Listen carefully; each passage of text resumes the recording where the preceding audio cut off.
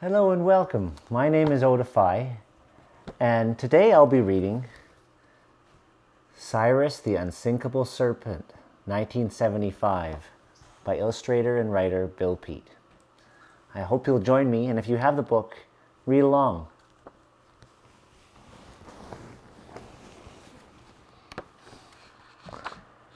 Cyrus the Unsinkable Serpent. A serpent for TJ. Once upon a time, there was a great sea serpent named Cyrus.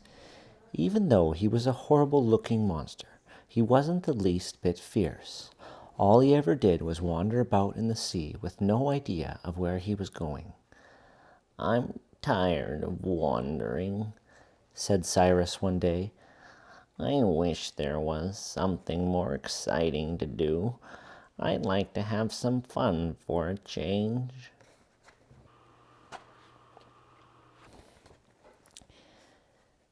"If you want to have some fun," said a shark, "why don't you go out and wreck a ship, then eat all the passengers?" "Oh, no," said Cyrus. "I couldn't do an awful thing like that. Besides, I never eat people. I only eat sardines." "You've got no more spunk than a jellyfish," sneered the shark. "You're nothing but a big sissy." Cyrus had never been called a sissy, and it made him furious. "I can be as rough and tough as anyone," he grumbled. "And if I have to wreck a ship to prove it, that's what I'll do. It might even be fun." The serpent raised his head high out of the water to search for a ship, but as far as he could see, there wasn't a sail. "I know where I can find ships," he said. "Lots of them." He went cruising along the seacoast until he came to a harbor, and there, sure enough, were ships by the dozen, riding at anchor on a quiet water. "I'll just lay low," Cyrus decided. "Sooner or later, one of them will head out to sea. Then I'll have some fun." After a quick look around to make sure no one had seen him, the serpent slipped under a pier to hide in the pilings. Pretty soon, there was a great commotion and a confusion of shouting voices as a crowd poured onto the pier. A ship was about to set sail, and Cyrus perked up. From all the hubbub, he learned that the ship was called the Primrose, and she was bound for a new land far across the sea. The passengers were all poor people who were going there to seek their fortunes. As the ship moved away from the pier and the crowd called out their last farewells, the booming voice of an old man split the air. "You're in for trouble," he bellowed. "You'll never make it. You'll run into the doldrums and be stranded forever, or a storm will take you under. If a storm doesn't get you, the pirates will. You'll never make it, I say."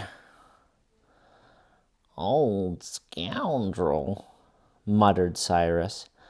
"How could he be so mean to put a curse on a ship at the start of a voyage?" The old man had spoiled his fun. Cyrus forgot all about wrecking a ship. Now he was worried about the Primrose and all of her passengers. "I'll never know what happens to them," he said. "Not unless I follow. It's a long trip, but then I have nothing better to do." Without making a ripple, he ducked under the water to go gliding from the harbor on out to sea, and about Half a mile behind the Primrose, he came to the surface.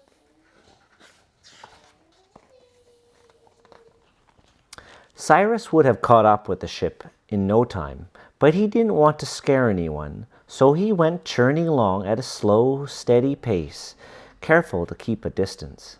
The first day out all went well.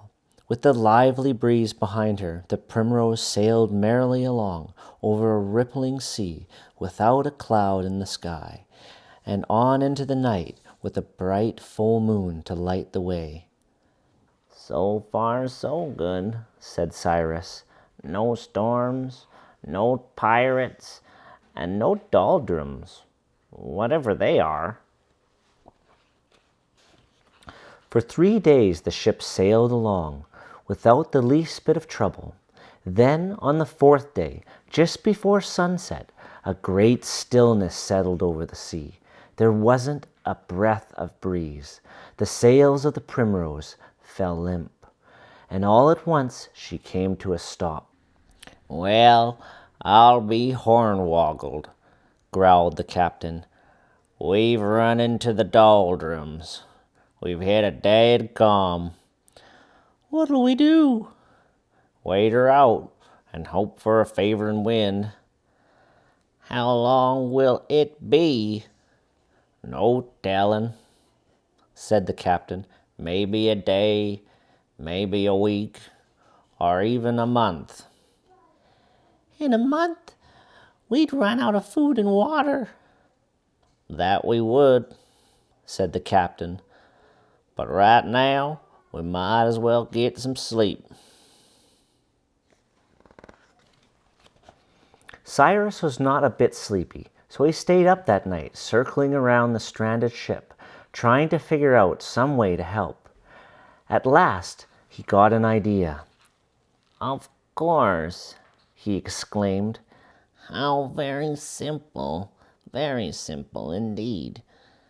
Quietly, he slipped up close behind the Primrose, then, very gently, began puffing at the sails, and slowly the ship started to move. Soon she was sailing along over the shimmering sea in a smooth, easy glide.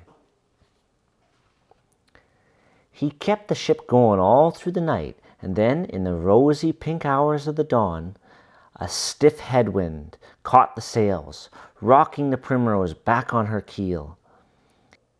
In an instant, the crew and the passengers were on deck, with everyone shouting, "We're out of the doldrums! We're out of the doldrums!" "Hold on," cried the captain. "We're out of the doldrums and heading smack into a squall." Black clouds came tumbling over the horizon. There was a great rumble of thunder, and a howling wind was churning up the sea. "All passengers below," ordered the captain. Then, to his crew, he roared, "Reef the topsails, haul in the mizzen, tie down the jib, make her fast, lads." In 3 shakes and a jiffy, the sailors were up the rigging, pulling in the sails, tying up the bowlines and the mainstays.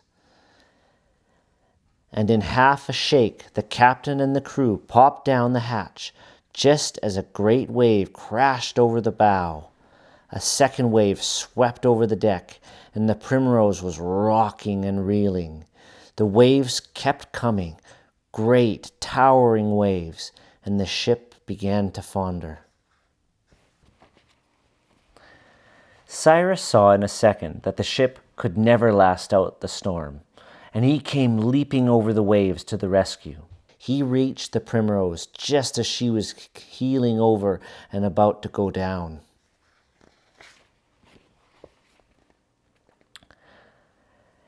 In one desperate lunge, he flung his great serpent body around her hull, and then, gulping in air, he puffed himself up into a huge life preserver. Now Cyrus was unsinkable. With a tight grip on the ship, he carried her high over the crest of the waves.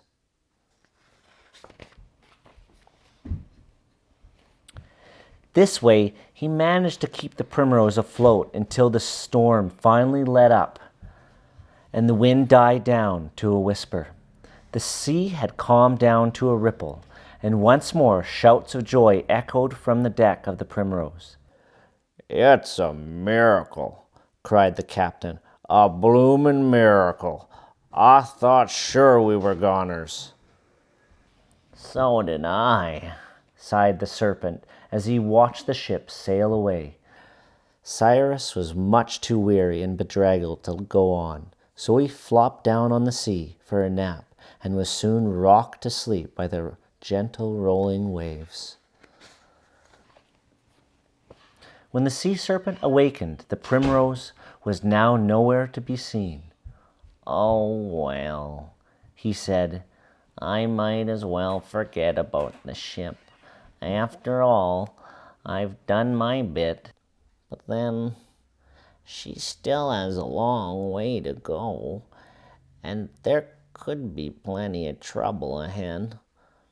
All kinds of trouble."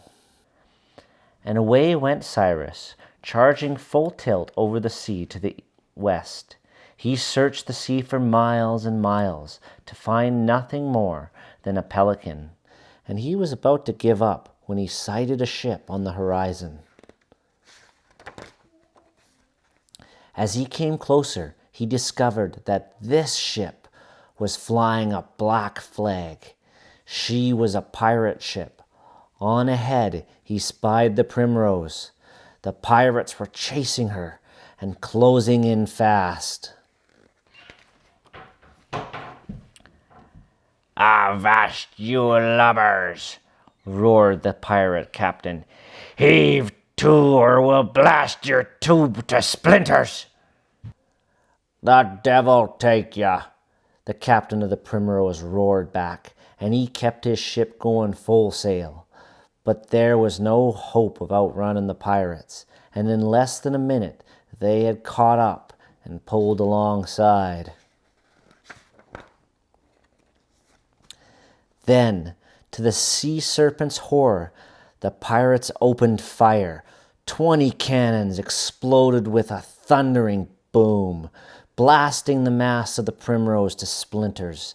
The sails were blown to shreds, and the yardarm came tumbling down. "The scurvy dogs!" snarled the Serpent. "I'll fix those rascals. I'll shiver their timbers, I will." Quick as a flash, he dove deep into the sea, and then, wheeling sharply, he shot straight up like a rocket, straight for the pirate ship. The Serpent's head caught the ship square in the hull. Kerwhammy! And she cracked apart like a nutshell. The ship was wrecked, and so was Cyrus. He had knocked himself out.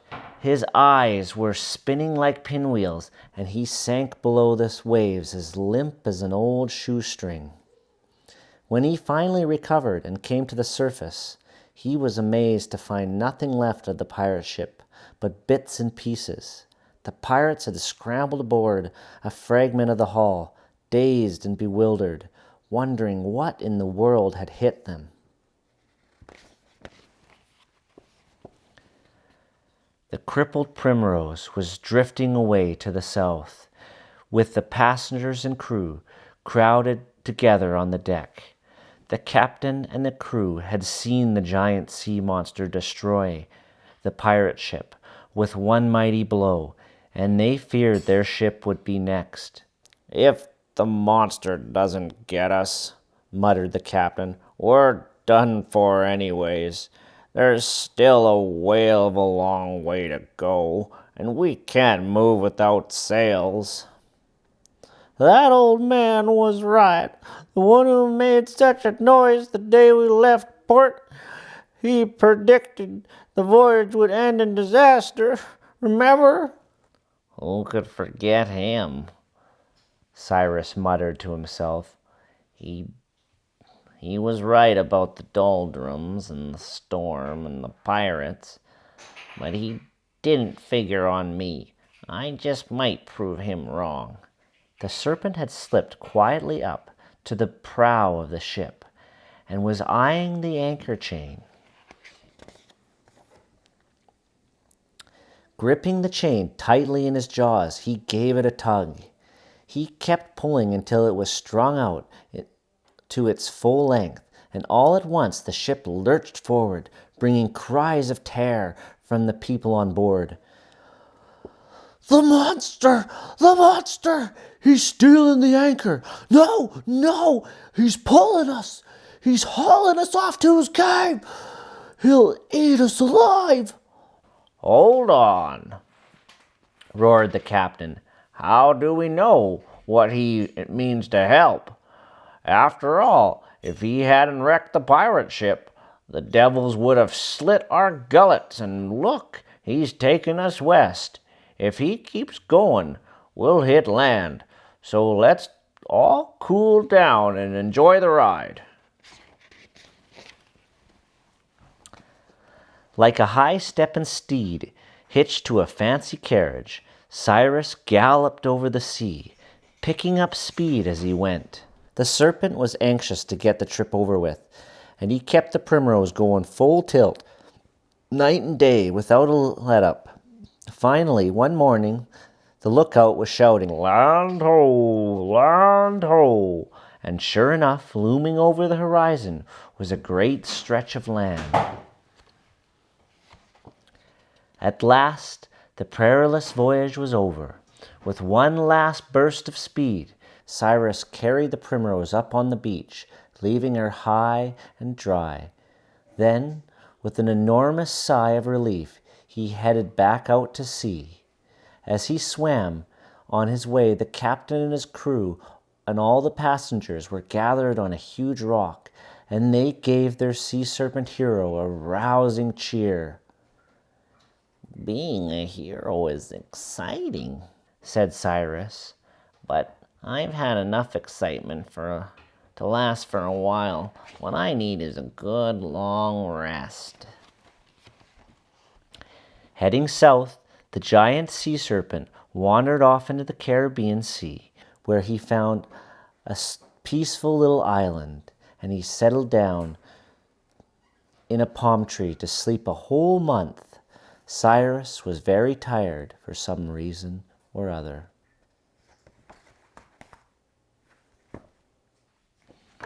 Well, I hope you enjoyed that as much as I did. I really love Bill Peet. His books are just so good. And his drawings just... When I was a kid, I used to read these books. And I really remembered them, but I didn't know who Bill Peet was once I got older. It wasn't until a few years ago that I had one of his books come back to me, and I had like a flush of memories of all his drawings come flooding back into my memory. I've started collecting them again, and I still haven't found all the ones that I remember from my childhood, but I love his books. They're so good, and his animation is just, can't get better than that. Anyways, I hope you have a great day, and I hope you join me again soon. Bye for now.